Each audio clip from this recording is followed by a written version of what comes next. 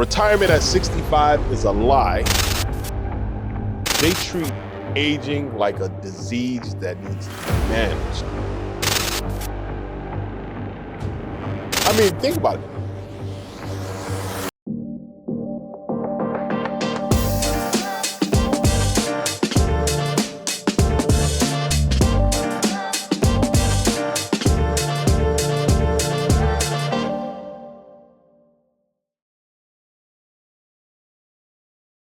Hello, everybody. Welcome to season 1 of Aging Whealthily. Today we begin breaking up, shattering those myths and those lies. After today, there will be no more lies on aging. I'm happy to announce that I have with me here my beautiful, my lovely and esteemed co-host, Ms. Bridget Smith. Hello, everyone. And as you know, everyone, I am Sean Smith, and I'm very happy to have you joining us back here for our first full season of Aging Wealthily, the podcast that is going to destroy all the lies that you've heard about aging. So, Bridget, you got the chance to watch me do a segment that was a teaser or introducing the podcast. What was that like for you? I was proud. I said, look at Sean Smith, powerful, claiming his space. He didn't need anyone else here to sit beside him. He took control. I was proud. Well, thank you. But I'm always stronger with you here. I'm always stronger with my better half. And Mr. Smith, was there anything you wish you said differently now that I'm here? Well, no, I don't wish there was anything. I can't think of anything that I wish I would have said differently. I can say that I wish that you were there and would have been able to be a part of it. But I also know that, you have other business, you have other interests sometimes that pulls you away and doesn't allow you to be there all the time. But again, like I always said, I know we're stronger together. There's always strength in unity. But I don't think there was one thing that I can pinpoint that I wish I would have said. I know that our mission didn't change. It's the same. We're bringing in a new view on aging. We're rewriting the narrative and helping people to understand that aging is not decline, but it's actually empowerment. So what are you most excited to bring to this conversation that I can't do alone? I'm excited to bring experience, live experience, and more creativity. And that woman's point of view. Right. Because I value that because, truthfully speaking, we see the world through two different lenses. You have your female and, a female's journey in life. And I really didn't understand it, many years ago, but now you understand it. Being married helps you to see it and understand it. That a woman's journey in life is much different than a man's. And this is not just on this, and it's not as small of a scale as it's made to seem, or people are made to believe. It's really, really sometimes, in a lot of ways, it's a really, really big difference. It's a lot of really Sean Smith talking about women. Well, no, I mean, and our journey for sure. I'll be honest with you, I don't make this. I'm not saying this. I'm not a sexist, but I'm happy being a man. I'm happy that I was born a man. And, I don't want to have to worry about, when we're traveling and we go to the restroom, I don't have to worry about how I'm going to use the restroom and have to get pull my pants. I just walk up to the stall and I can go. Right. But there's, I don't have a menstrual cycle. I don't know what that's like. I'm happy not to know what it's like. I just know that it must be a very difficult situation to navigate on a monthly basis. So that when you say that, you said menstrual cycle might be, one of the worst. I don't think, maybe it's menopause instead of menstrual cycle. Well, menopause, and that's another one. I don't know, they say there's a thing as male menopause, but I don't know. I haven't experienced, I don't know that if I did experience, I don't know that I experienced it, right? But no, the point of view, the journey, the trials, that come across a woman on a daily basis are not the same as a man. For instance, I actually spoke to a woman before, and understanding that, there's a lot of circumstances that as a man, I walk through, and they don't bother me, but a woman is often afraid in these certain circumstances. Um, as a man, there's a lot fewer spaces that I walk in and have to worry about somebody trying to prey on me. Just there's a whole list of things that you can go through that says, that woman's journey is different.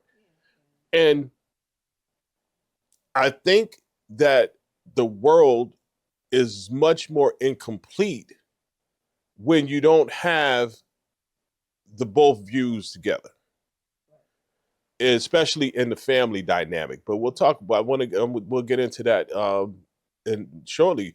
But without the father and the mother in the family dynamic, the male and the female, that dynamic is definitely incomplete.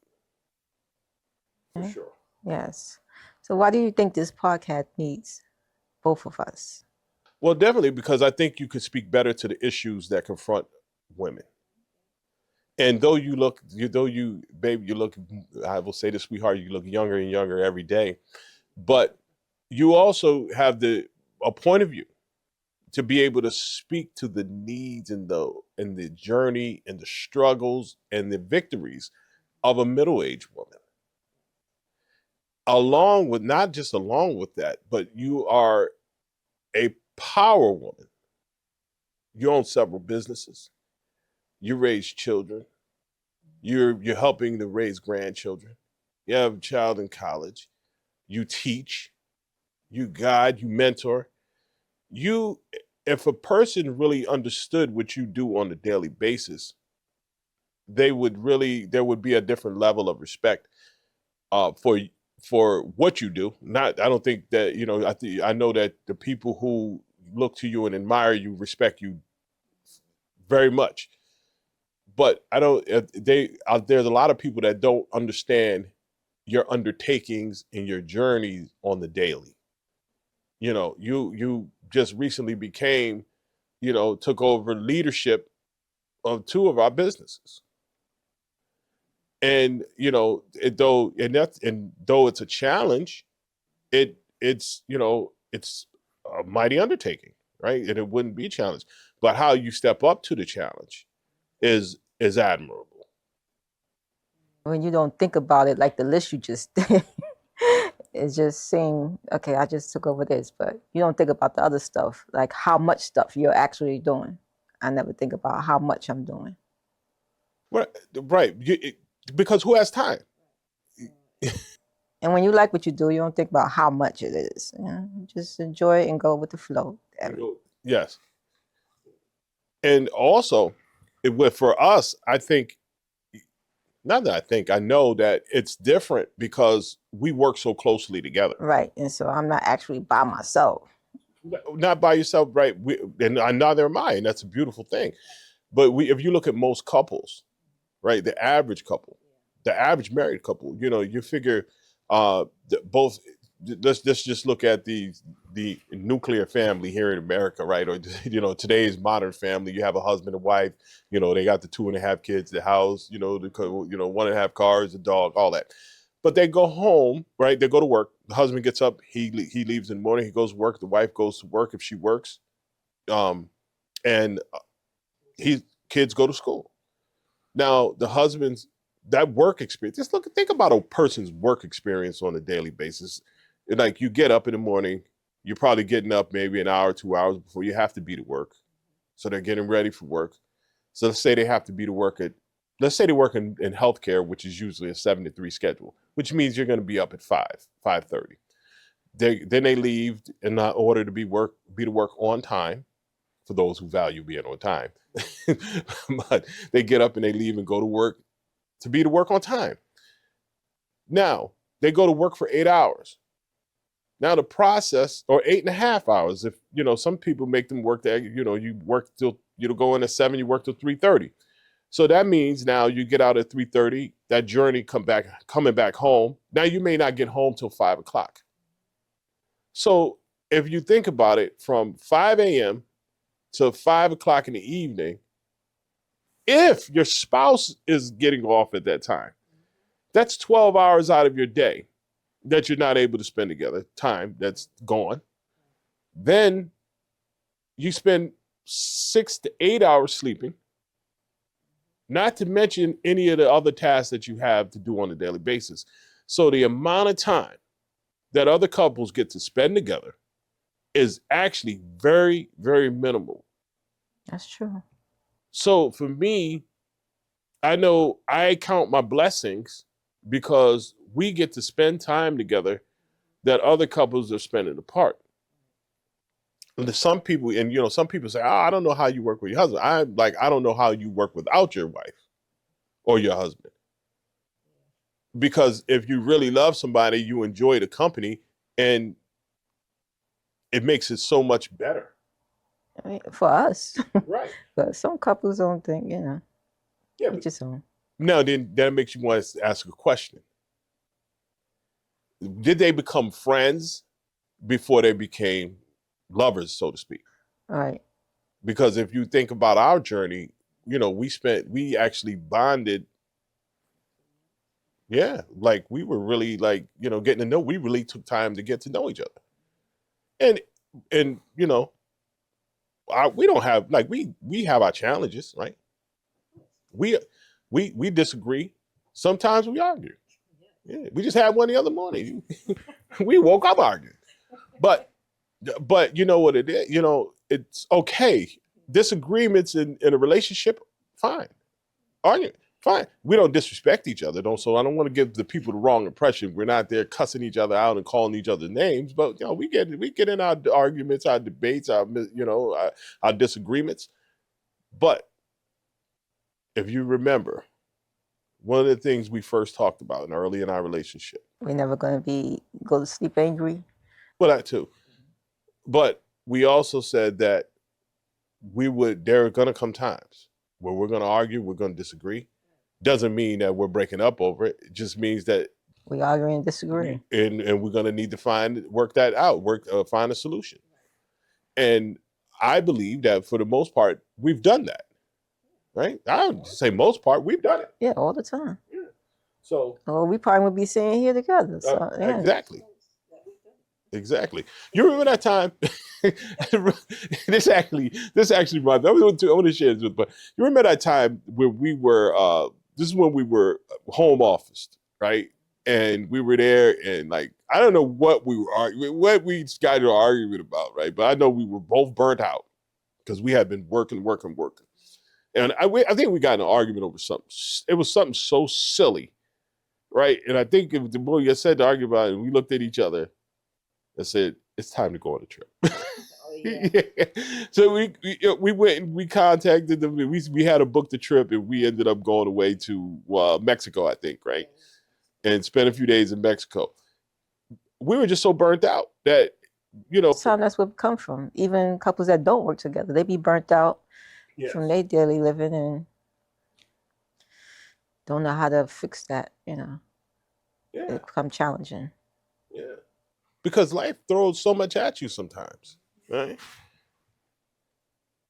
Now, so I guess to answer your question, the short answer to your question is it needs both of us because we both have a unique point of view and a unique perspective. And in aging, there's the male point of view, the male experience, and there's a woman's journey. And this podcast needs you to be able to highlight the woman's journey. And I think the woman's journey is so much more complex. Yeah, I think. Yeah. I mean, although a men's journey it's a lot too. The man's journey is a lot. But I think about this, and I think about the statistic that I heard, and I actually was amazed by it, and I went back and I looked it up, and I had heard this in 2025, and they said that over 300,000 African American women had lost their jobs or their careers, and this was in a short span of time.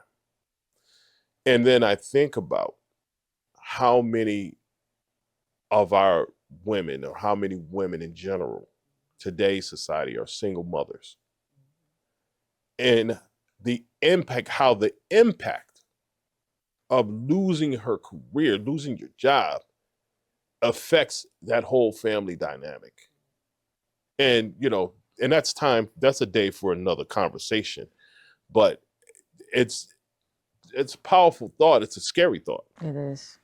So today, we're kicking off season 1 the right way, together, and we are not holding back. So Bridget, I'm going to ask you, when's the last time you saw a commercial, a TV show, a magazine that made you feel good about getting older? It must have been a food commercial. Feel good about eating. Feel good about getting older. Or some Maybelline commercial. You can wear some makeup to cover it. But does that make you feel better, because it's talking about hiding wrinkles and all this stuff, like as if that's your, this is you, this is where you're going, Yeah, basically. That's the only thing I could think of. Made you feel good. But here's the uncomfortable truth, though. Nobody prepared us for midlife. Nobody. Like, who prepared you for midlife? And you know why they didn't prepare us? Because nobody profits when you thrive. Think about it. Every commercial about aging is usually got something to do with wrinkles and this and that. Nothing to do, right? Nothing whatsoever to do with thriving. Got nothing to do with, hey, I'm aging, well, I'm vibrant. I ain't got no wrinkles because I took care of my skin and I ate the right foods and I drank enough water. Nothing like that. Because they don't get paid for that. Right. It's a shame. Never even thought of that. Yeah. Wow. So which industry do you think is the worst offenders? Wow. The worst offender. I'm going to have, you know what? Anti-aging creams and cosmetics. I say surgeries, like lipo, tummy tucks. Really? Lipo and tummy tucks. Yeah.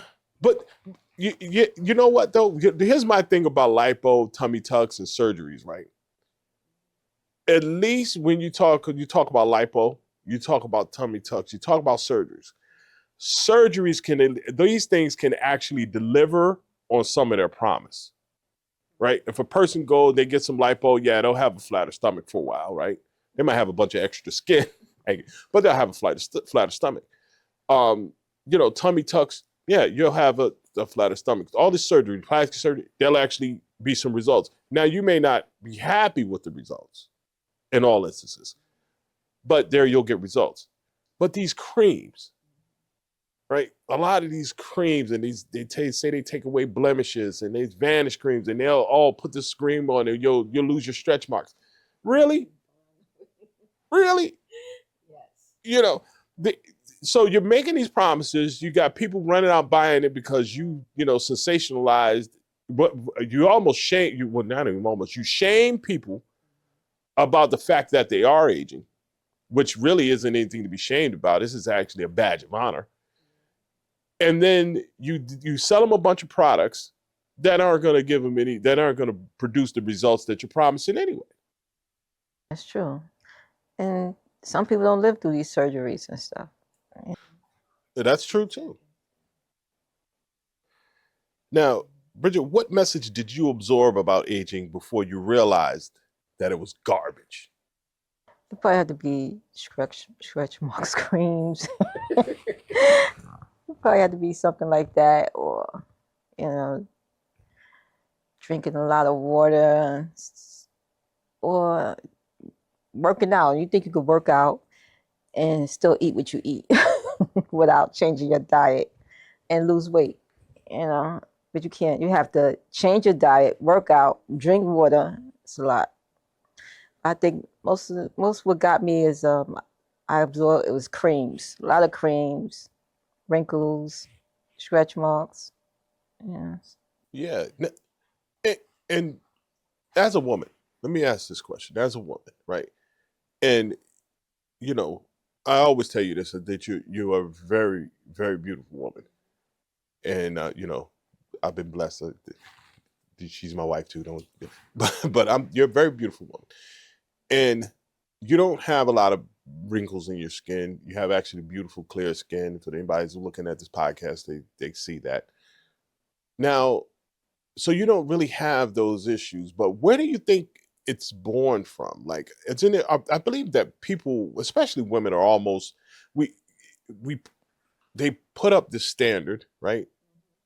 And then they kind of like shame you if you don't meet it, right? Or when you fall short of it, or when you no longer meet it, right? There's so much pressure put on women to be able to look, not just look good, but look a certain way. That because who determines what looks good now, right? Who determines what beauty is, Right? Who they comparing you to? and who are they comparing you to, right? What's the standard of beauty here, All right.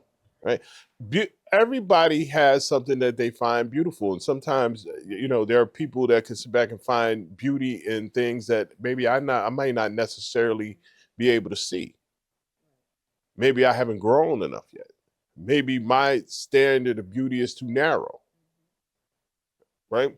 I remember hearing a story once about a woman. She was she was a scientist, and she was actually studying cancer, and she was looking at a cancer cell through a microscope, and she said, "Isn't it beautiful?"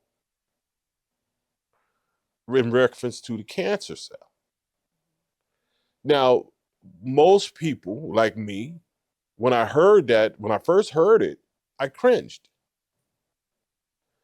Because I'm like, cancer, how can she find, there's something about that's beautiful. That's beautiful. It's killing people. You know, those are my thinking. But that just is a prime example of my perception of beauty not being as broad, or coming from her field of study.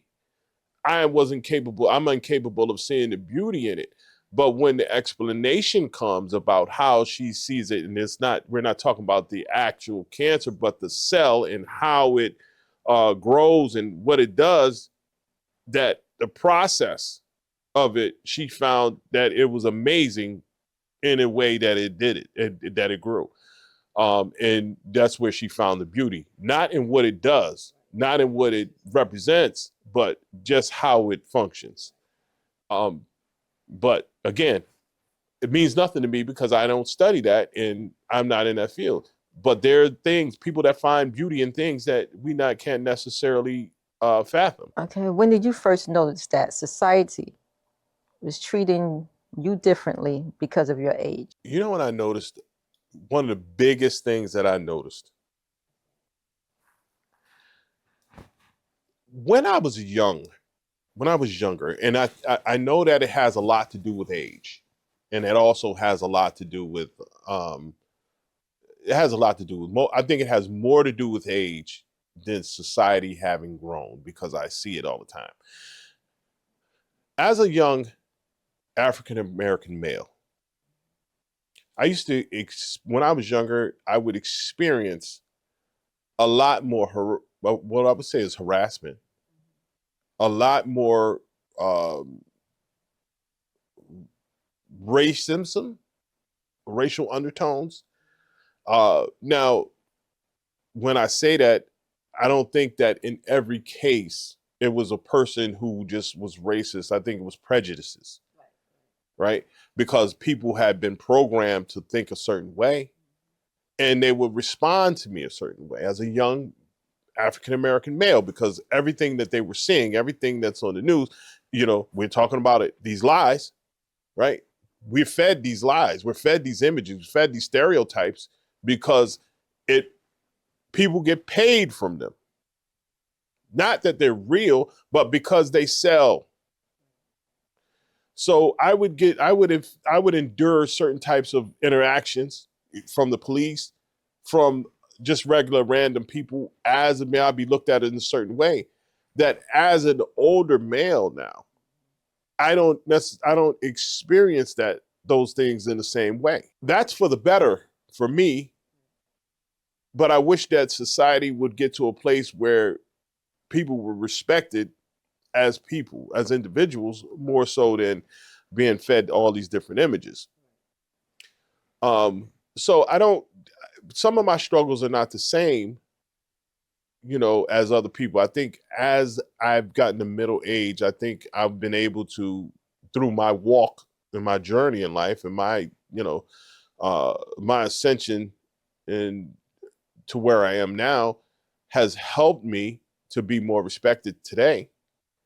But I know that there are other middle-aged men who are struggling and having difficulty. Some having trouble getting jobs because of their age, and different types of ways that they're being held back because of age.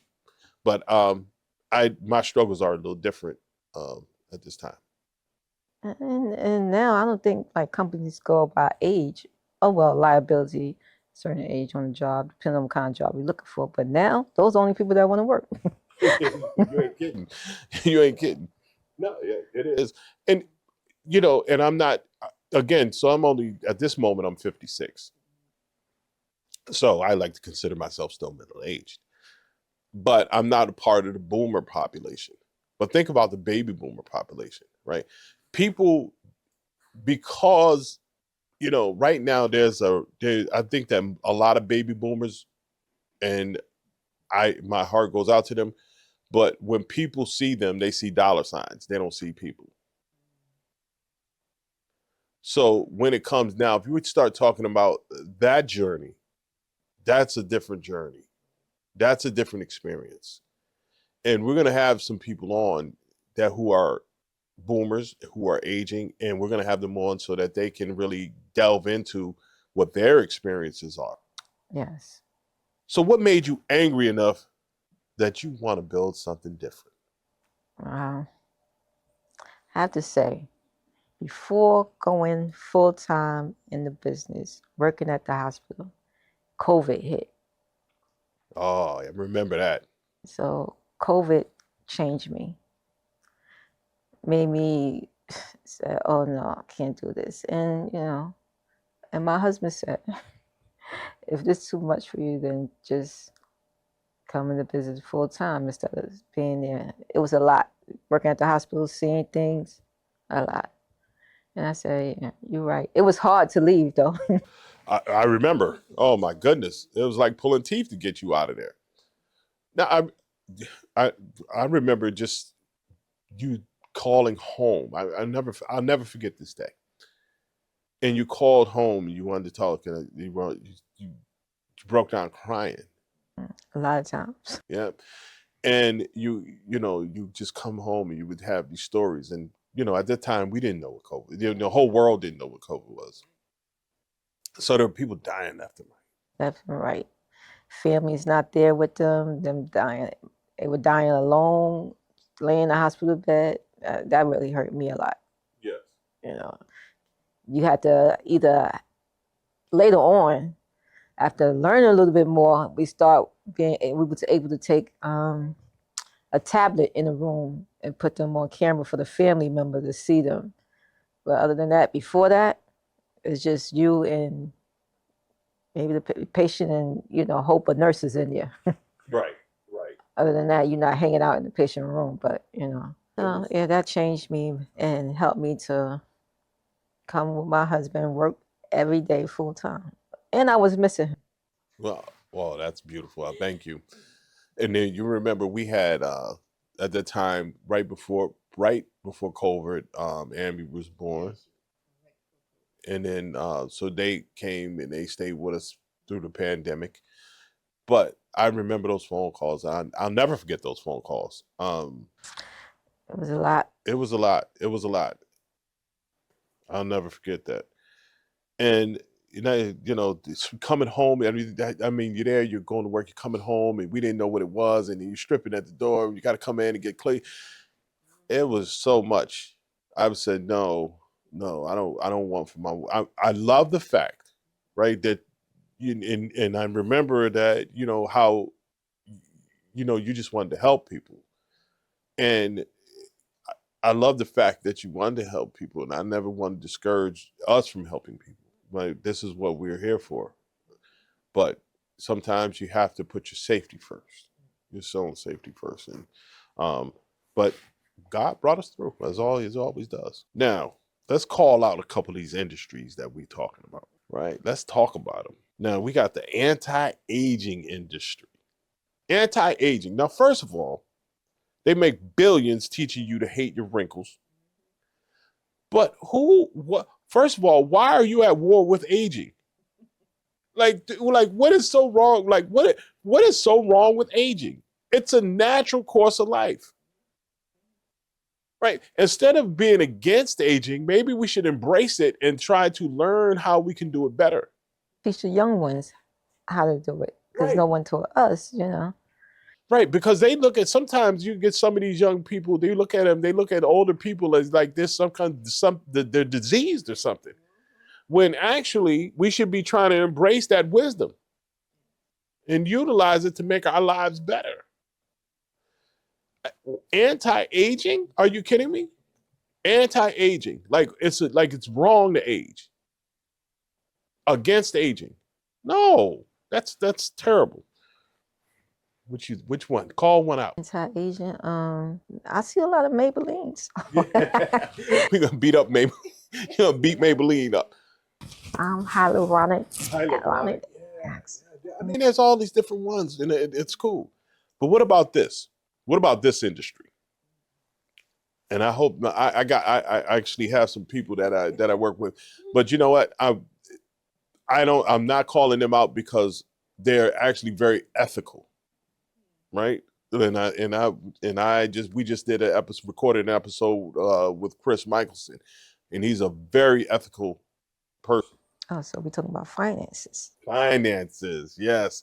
And I want to send a shout out to Chris.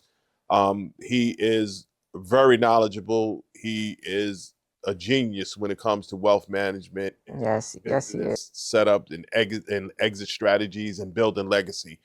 He is a genius when it comes to that. And aside from that, he's very ethical in the way he goes about his practice. And I love that about him. And that's why I will work with him anytime, any day of the year, any moment. But then you have those other ones. They're out here, they're selling fear. They rarely empower people with real education. So they're gatekeeping on the knowledge as if the only way that they're going to make money is if you don't know. No, educate people. And then they will come to you because then they'll see the value in what it is you're talking about. You know, when it comes to home, I mentor home care agency owners. And how do I do it? First of all, we have a group where we give away more knowledge, more information for free than most of these high-paid consultants or most of these high-paid, whatever you want to call them, and all these Chat GPT consultants that go into Chat GPT, go ask them questions and come back and try to act like they have a bunch of experience and don't.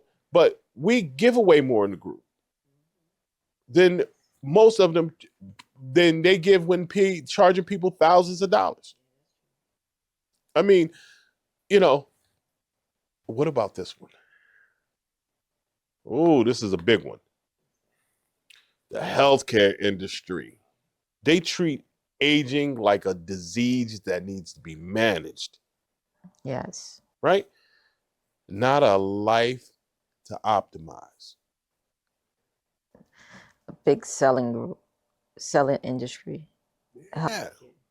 Yeah. Not everyone have the passion, for healthcare. They said, "Oh, I know how to make some money."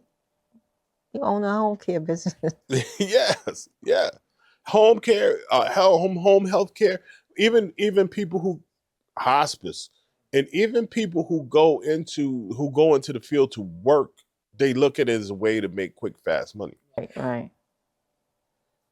Not as a way to help people. There's actually a debate out. And I want to actually. I know there's a debate. There's a conversation out that says that is aging a disease.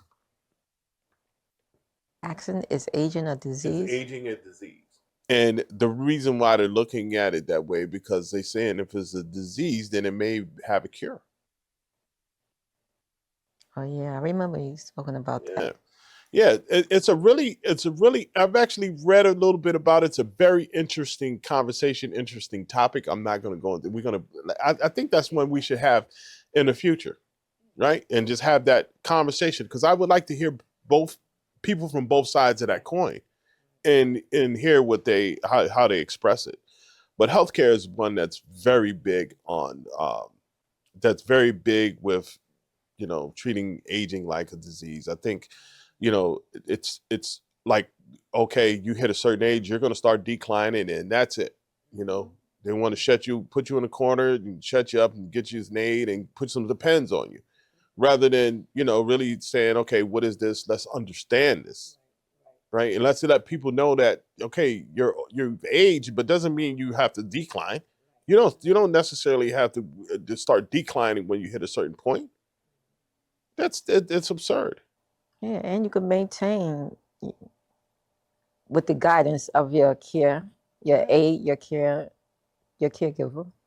You maintain. You don't have to sit down and do nothing. You gotta keep them living, keep them feeling independent.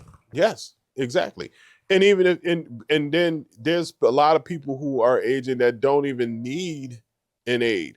But let people know, teach people what it is that they need to do in order to preserve their functionality.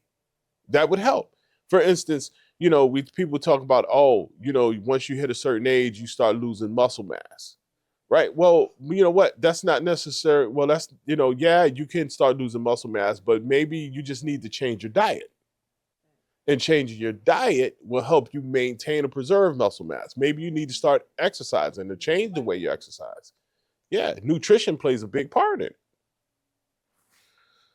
What about this? What about this one? This right here is one that is a problem. Everybody. No, this is a serious problem. This right here, this might be the biggest culprit in this whole conversation that we're having today. This may be the biggest culprit in that entire conversation. Media and entertainment.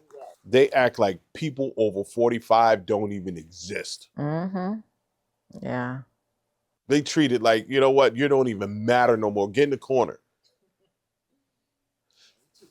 You're too old. But I'm gonna tell you something right here. I'm a bear with. We're at a point now where we have more people in this country who are over age 65 than we do have people that are under age 18, 18 and under, 20 and under, something like that. One of those statistics. You watch now. Watch how the dynamic starts to shift. Because if there's more people here, then that means the wealth is concentrated here. See, all this stuff to me is just driven by money. All these lies, the lie at the bottom of that lie, at the back of that lie, dollar signs. Trust me. Everything's driven by money. If it wasn't driven by money, who would get excited to do it? Yeah, exactly. So I think you got a question for me, don't you? I do. So what do we do about it? How can we? Oh, that's easy. Let me tell you what we do. We do what we're doing now. We build something different. That's why we've started this podcast, right? We wanted to build something different. We wanted to rewrite the narrative. We wanted to change the view on aging. We wanted to change it from decline to empowerment. We wanted to bridge that gap, bridge that intersection between wealth and health. We wanted to make sure that people know that aging isn't about all those other things we're talking about, but it's about joy, vitality, purpose, right? Community, culture, family, legacy. It's about those things. It's about building and increasing your spirituality. It's about love and relationships. Life isn't over. Life is really just beginning. Because now you get to live with intention. Before, the first part, it was all you were on that learning curve. But now you done seen the cycle of life. Now you understand your perspective. You know your North Star. You know what you want out of life. So now you get to age, you get to live every day with intention and purpose. You become the master of your own domain and control of your destiny. That's where it gets powerful. Now, it's just you and me here. Usually we do a rapid fire segment, right? But today we're gonna do we're gonna do something different. We're gonna do a hot take segment. Hot takes. So it's gonna be we're gonna get a one person states the hot take, and the other one gets to respond. You either say it's a hard agree, push back, or it's complicated. And then when you give that answer, we're going to have a 60 to 90 second quick discussion about it. And then we're going to go on to the next hot take. All right. So here's the form. So here's the format. Let me just what the format's going to look like. You're going to state the hot take. The other one's going to react. So we're going to go back and forth. You give me the hot take. I'm going to react. Then we're going to have a conversation, 60, 90 seconds, and then we're going to move on. We ain't going to over-explain. We ain't going to disagreement is fine, but we're not going to over-explain. All right? 60 to 90 second explanation. All right. Here we go. I'm going to go first. There it is. Retirement at 65 is a lie built for a world where people died at age 70. Now, what you got? You got a hard agree, pushback, or it's complicated? And I say that because people are living longer, and retirement is not 65. People are working longer. Yeah. Right. So I strongly agree. I'm going to agree with this one because when the retirement age was set at 65, people were dying around 70. And it wasn't set for people to live as long, which is why we see a lot of things happening, like people outliving their money, which is another topic we're going to be talking about on the show very soon. Your 401k won't save you. Oh, that's a hard agree. And the reason why, because we see it in our home care agency, we see it all the time. People aging, they're living longer, and they're running out of money. Yeah, and not everybody start at a young age. With saving, right? Financial advisors are trained to scare you, not empower you. True. Well, agree, strongly agree. And how they gonna make their money? Exactly. Scare you into working with them. Let them take control. It's never too late to build wealth. Hard agree. Living example of it. Yes. Your doctor isn't trained to help you thrive, just survive. Hard agree. You know what? I take that back. Complicated. Right. I think it's complicated. I think they have the requisite skills to help you thrive. I think there are some that do. But I think that the way the insurance world is built, that they don't have the time, or they're not given the time or the capacity to be able to exercise that part of their training. Right, right. All right. The best anti-aging strategy isn't supplements, it's having something to live for. So I say it's complicated. Yeah, I'm going to go. Complicated or pushback. Oh, you're going to say pushback. So you don't think the best anti-aging strategy isn't supplements, it's having something to live for? That's anti-aging strategy. Yeah. Something. I say it's complicated. You say it's complicated? It don't work. I think I'm gonna go hard agree. You know why? Because I see a difference. In creams? No, I see a difference in people. When they use the creams? No, got nothing to do with creams. This is we talking about is it supplements or is it having something to live for? I see a difference in people who actually have found peace in their life, right? Have found their place in life, their station. And that station And once they find it, I see a difference in the way they live every day. So they have a different type of lifestyle, different type of purpose. I mean, they're more in tune, getting more in tune with their bodies. They're more in tune with their spirituality. They're more in tune with how they eat and exercise and all those things. So when you talk about the best anti-aging strategy is good living. And the people who live, to me, the people who live the best are actually people who have something to live for or identify that thing that they live for. Everybody has something to live for. Okay. Menopause is not a disease. It's a transition that deserves conversation. I'm going to say hard agree. Yeah. I say hard agree too. It's not a disease. Rest is productive. Hustle culture is aging us faster. I'm going to say that one is complicated because I'm biased on this one. Yeah, because you don't want to rest. I'm biased on this one. But rest, yes, get the prescribed amount of rest. Yes, what's the the amount of rest? Yeah, well, the body, I mean, they say you need, certain amount of hours of sleep. Get the sleep. Everybody's get the rest different. that you need. I mean, think about it. Let's look at LeBron James, right? I gotta say, everybody know I'm big LeBron, but seriously, he's a great example of these things. So look at LeBron James.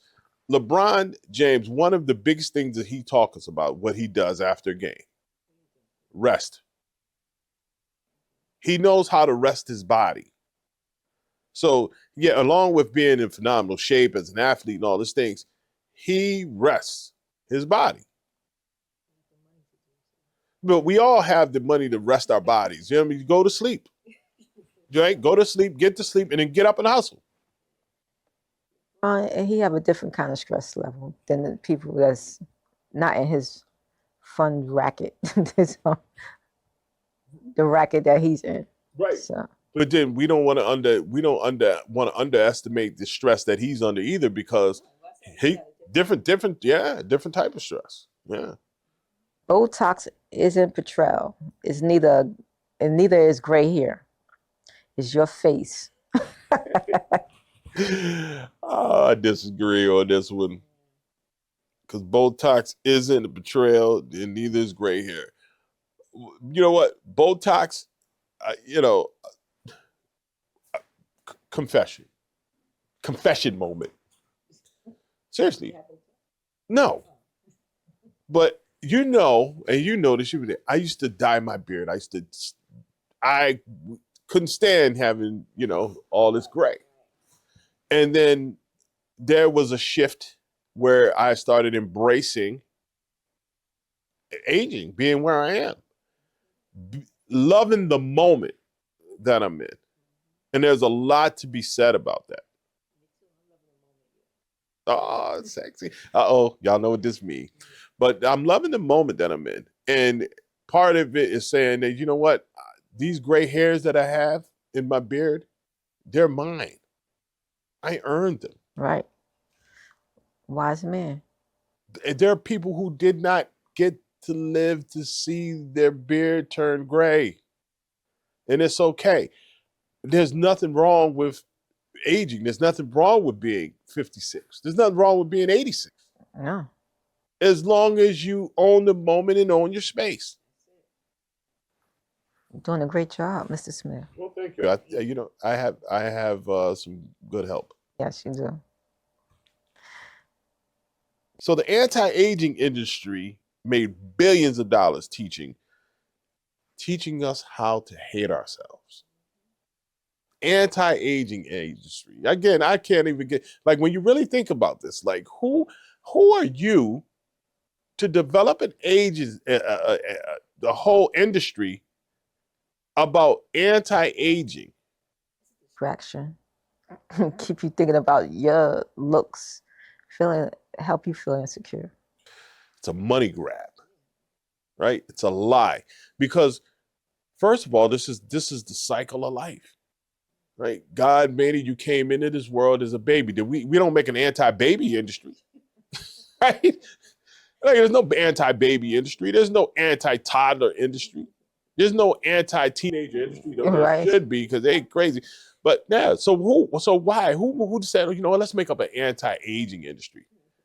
Let's do some fear mongering and age shaming, right? And then let's make money off it. We'll age shame and then we'll sell them this fake cream. Yeah. Okay. Style has no limit. Age appropriate is code for disappear quietly.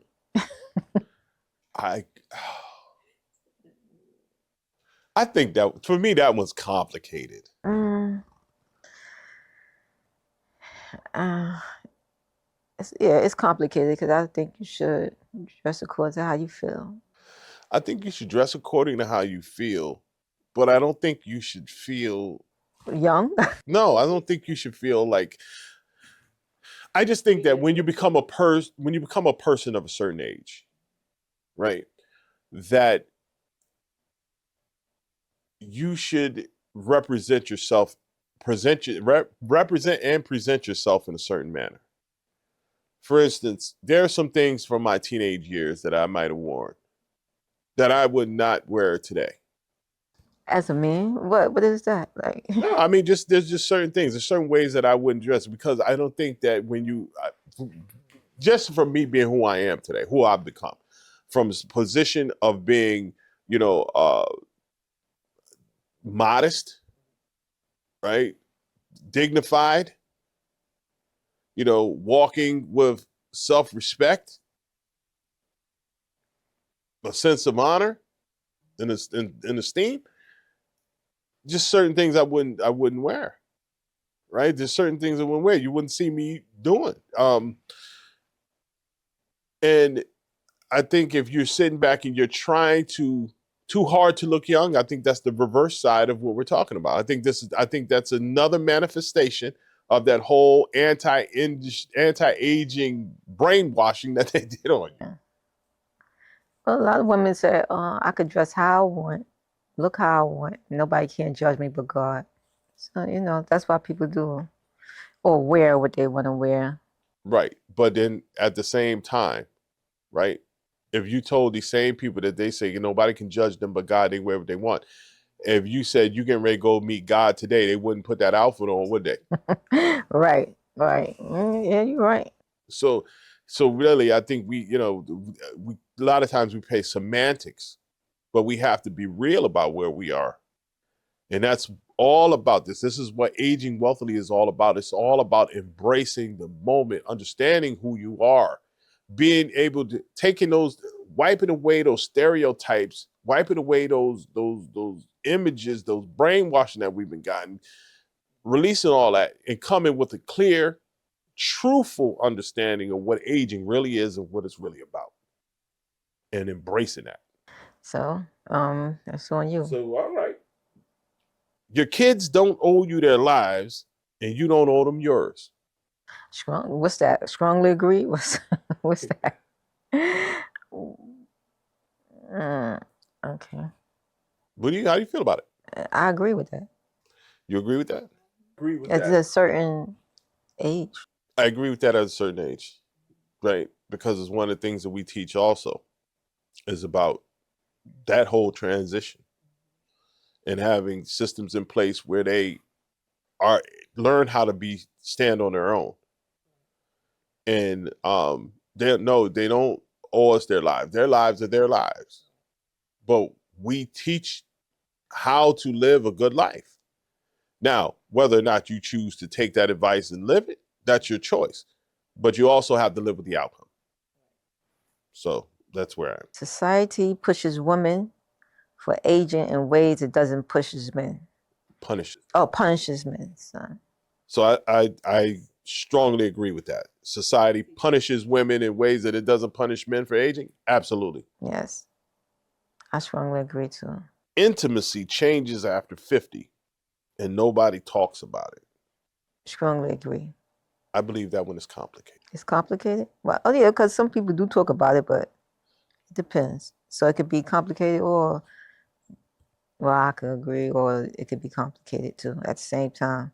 Right. But I think the perception of intimacy after 50 changes. I believe the narrative that they feed us changes. But I think that truthfully, when sexuality, maybe it does change, but not in the way that they. Right, right. Some friendships are meant to expire, and that's okay. Oh, I completely agree with that. Me too. Most people don't need a nursing home. They need a plan.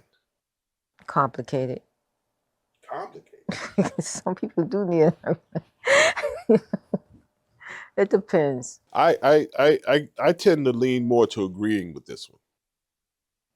I think a lot of people end up in the nursing home because they didn't have a plan. I think most people end up there because they don't have a plan. Even if you have a plan, you have ailments that don't allow you to take care of your own self. Well, what about home care? I mean, yeah, well, okay, that would be a plan. You plan ahead to have somebody take care of you. Yeah. Absolutely. And I will even venture this. I'm gonna take you a little further.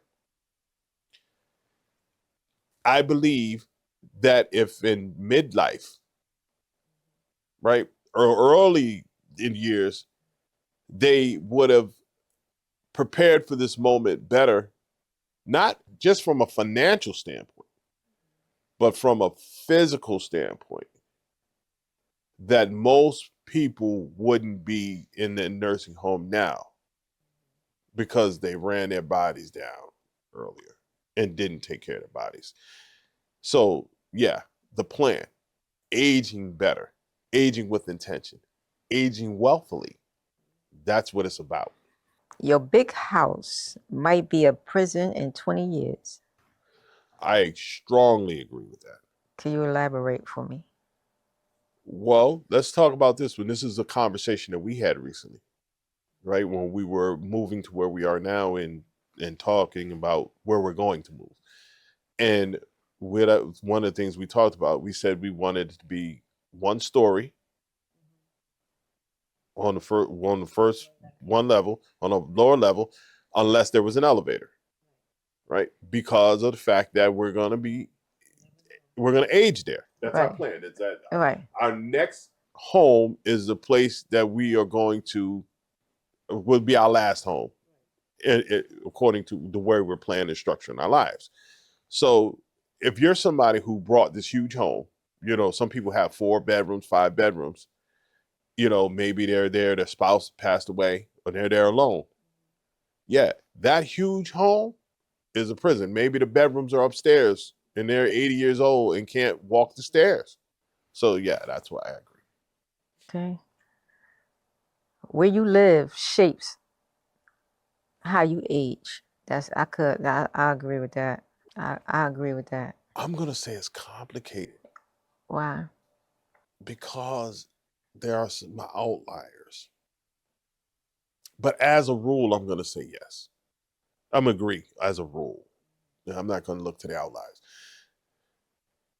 But yeah, I never, I didn't really think about it, but yeah. Well, what I'm thinking about, I ain't going too deep. I'm just saying, like, the suburbs, you slow down, so you age a little. You might age faster in the suburbs because you slow down, you a little more relaxed. In the city, you might age a little faster because you're moving faster and stay busy. I look at it because if you look at the environment that you're in. See, I ain't look at the environment. I'm just looking at, state. Well, they say where you live shapes how you age, right? If you look at so I'm looking at as far as the environment where you live and what people do in your environment, right? You're in an environment where people are, maybe drinking a lot of alcohol, eating the wrong foods, there are a lot of environments where people bond only over food, right? Or only over alcohol. So you have a lot of obese alcoholics. It's not funny. I mean, I laugh, but it's not truly funny. But that's how the environment changes. If you're in an environment where people are healthy, they're getting out, they're walking every day, and you're out walking with them, they're exercising, you're going to age differently. Yes, you could have mental issues too. It could be mentally stressful for you. Right, but then that's the exception, and I don't want to use the exception to explain a rule. That's why, but yeah, I agree. There's definitely, oh, that's a deep thought. I would like to get back to it. Go further, okay. Therapy should be as normal as a dentist visit by midlife. That's complicated. I mean, I'm gonna agree. I'm gonna agree. I'm gonna strongly agree with that. everybody need therapy. I mean, because if you have someone you could be sociable with, talking, you have that one close friend that, y'all talk and you get to express without pain. I mean, because therapy, that means more funds. But if you need it, then you need it. Yeah, but right, just like the dentist, right? It's going through your teeth, but no, but they said therapy should be as normal as a dentist visit by midlife. Yeah. Yeah, so yeah, it should be normal. You should be able to go. It should be a normal conversation. It should be no, it shouldn't be shameful or anything. No, I'm going to see my therapist. I'm going to talk to my therapist. I think it's out more now than it was in the past. And thank God, because people are walking around holding stuff and that they need to talk about. It'll be good for them to talk about. And I'm not saying that people need to be on medication. I'm just saying that people need to be able to have somebody, a safe place that they can go and talk about it. Professional place, because not everybody's going to give you the right advice. Unless you're just expressing yourself and they just listening. They're not trying to give advice. Keeping busy is not the same as living with a purpose. I agree. Me too. I agree with that. Because you can be busy doing anything, but if your actions are purposeful, then that's something different. So we've been throwing around some hot takes, but here's the thing. We're not immune to any of this, so let's get real. We never actually had this conversation on camera before. So let's run through this and then let's get out. We'll end. All right, Bridget. So we're gonna do something that we've never done before on air. You're gonna ask me some things, and we're gonna have a conversation that we never had on air before. And you're gonna start by asking me some questions. We're gonna talk about fear. We're gonna ask each other some questions about fear, and I want you to give the answer that comes to mind. Don't go deep. We're not gonna think deeply about it. We're gonna just be candid. All right. What's the fear about getting older? You never said out loud. One big fear that I have about getting older is possibly ED, erectile dysfunction. I don't ever want to have that problem. So I pray not to get it. Okay. When you think about being 70, what worries you most? What worries me most about being 70 is if I'm losing my ability to, say, walk on my own or be able to do things for myself. I don't want to lose my independence at 70. You see seniors every day through your work. Has that changed your fears? It definitely has in some ways, because I see so many seniors now that are living well into their hundreds and doing well, right? Living up to 100 years old, 90s, and there's some people in their 90s doing extremely well. We just had a conversation with somebody who'd been married for 57 years and, was doing well, on his way walking down to get his dinner and bring it upstairs to his wife. So yes, I definitely changed my fears. Okay, what does becoming irrelevant actually look like in your mind? Becoming irrelevant would be me getting up every day and not having a purpose or a mission. Like right now, every day I get up, I have a mission, something I'm working toward. So you get old, you're going to be just wandering because you just feel you got to do something. Well, I'm going to always keep something to keep me relevant. Oh, yes. Okay. What would it mean to you if you couldn't provide anymore? If I couldn't provide anymore, oh my gosh, that would destroy me. That honestly, you asked the question. That would destroy me if I couldn't provide anymore. I don't ever want to experience what that's like to not be able to provide anymore. Because my whole life I've been taught that's part of what a man does. He provides, and so if I get to the point when I'm not able to do that anymore, I think it would really be difficult for me to grasp. But if I could provide for you, Well, you do provide for me in many ways, but and you just home and yeah, I would that would be difficult for me. So I always want to make sure that, if I'm not able to go out, I want to make sure that when I'm no longer able to go out and work, that my money is working for me. okay. All right, it's your turn. Here we go. When did you first notice society was treating you differently because of your age? I get a lot of you look younger than what you really are. So now what I feel, I don't know. All right. So what's the hardest part of aging that nobody warned you about? Pause. Mood swings, stuff like that. Is there a version of yourself that you're afraid of losing? Hair. Losing all your hair. Alopecia.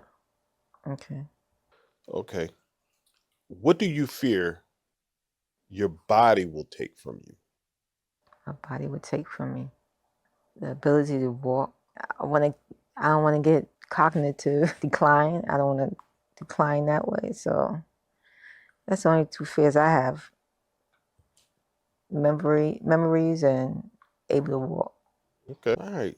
So we got some reflection questions. Here's one for you. If the 25-year-old you could see you now, what would surprise them? You on a podcast? That was surprising. That would surprise. Let's see. Oh my goodness. You in front of cameras? All right. Now, what advice would you give someone who's terrified of getting older? I think I might take them to one of the facilities that we visit so they can see the people that we come in contact with on a daily basis, how they walk around and doing stuff, still driving. Yeah. Some very nice cars. Exactly. Yeah. Still going out driving and relaxing, going out to dinner, meeting up with friends. Like, there's nothing wrong with getting old. Oh, yeah. Now, has your definition of success changed? Yes. In what way? My younger years, my definition of success was probably owning a salon or being in a hospital, being a nurse. But now my definition of success is having our business and having our own business and retiring in 2-3 more years and traveling. I never really thought about traveling so much, but now that's what I think about most of the time. And that's what this podcast is really about, turning fear into fuel and sharing the journey with people who get it. That's Aging Wealthily. That's what we're building, giving you the tools, the information, and empowering you to age with intention, with purpose, and be everything and all that you want to be. Now, I want you to hit that subscribe button. If any part of this resonated with you today, I want you to be notified, so you'll be notified when the next episode drops. We're going to be dropping every Thursday. I want you to follow us on social at Aging Wealthily everywhere. And I want you to tell somebody. Matter of fact, send this to someone who needs to hear it. Word of mouth is still how movements grow. And I want to say this is Aging Wealthily. This is the start of season 1. And the theme of this season is no more lies. We're not going for it. No more settling. That's over. This is just real conversations about what it takes to age with wealth, with health, and with purpose. We will see you next Thursday on the next episode of Aging Wealthily. I'm Sean, and that's Bridget. And I'm Bridget. Ah, she got me. That's Bridget. We are together. We are the Smiths, your power couple. And we will be back next Thursday for the next episode. Bye for now.